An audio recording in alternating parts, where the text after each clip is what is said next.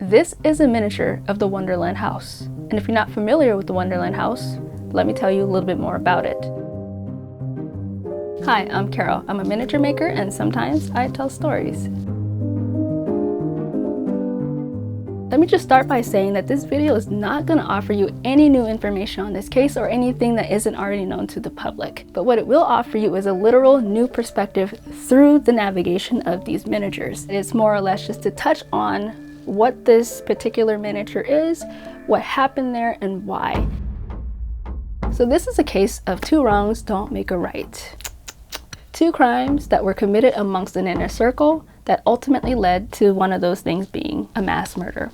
So the first crime happened on June 29th, 1981, and it was a robbery at a house that belonged to a guy named Eddie Nash. Eddie Nash was a kingpin, if you will, and was known around town as someone you really didn't want to mess with. And he owned several nightclubs, he owned, some businesses, and he was a drug dealer and a drug user. In his house were valuable things, and he also had loads of drugs. So on June 29th, 1981, when Eddie Nash was robbed, just 2 days later, that crime that took place subsequently led to the mass murders of the Wonderland Gang on July 1st, 1981.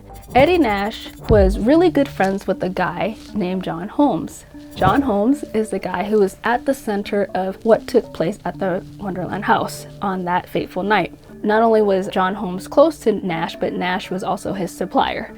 He was a mega porn star. He had a thriving career in the adult entertainment industry. And at some point, he was using a lot of drugs and it was starting to affect his ability to perform. So it caused him to lose work. So he ultimately turned to a life of crime, didn't just commit crimes to get by, but he committed crimes to obtain drugs and to continue his drug use.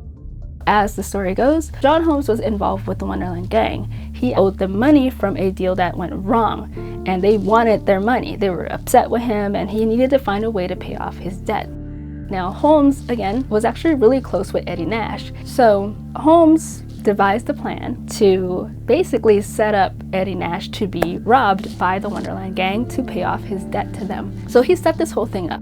Once he set it up, he gave them the "it's good to go" cue, and the Wonderland Gang robbed Eddie Nash. Eddie Nash had things in his house that were of value. He had also drugs in the house. So they knocked him over, they got him for his stuff.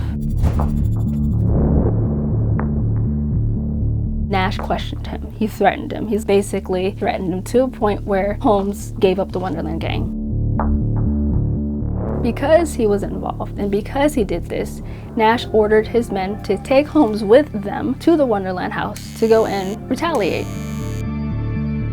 So just 2 days later, 2 days after the robbery, the Wonderland Gang would find themselves basically with the shoe on the other foot and then some.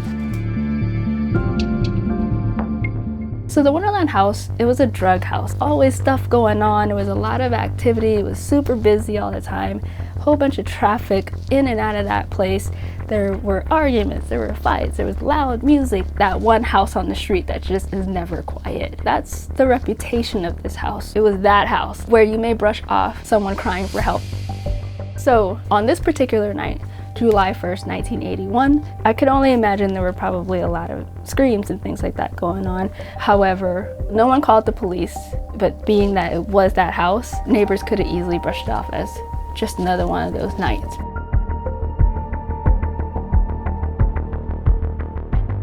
Reportedly, according to Holmes, he was forced to watch the brutal attacks take place.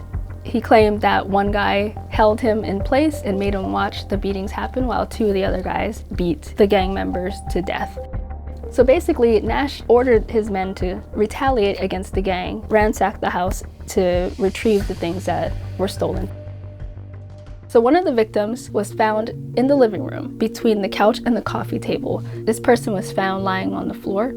Every room where bodies were found, it was extremely messy and it was extremely brutal. It was blood everywhere. And as we move through the house and go up a few steps, across the kitchen is the first bedroom, which is on the second floor toward the back of the house. And in this bedroom is where two other victims were found. One of the victims was found lying in the bed, having been beaten to death. And again, there was blood everywhere in this room as well. The other victim found in this room was the survivor, the person who sustained injuries to their skull in such a way that it actually saved her life.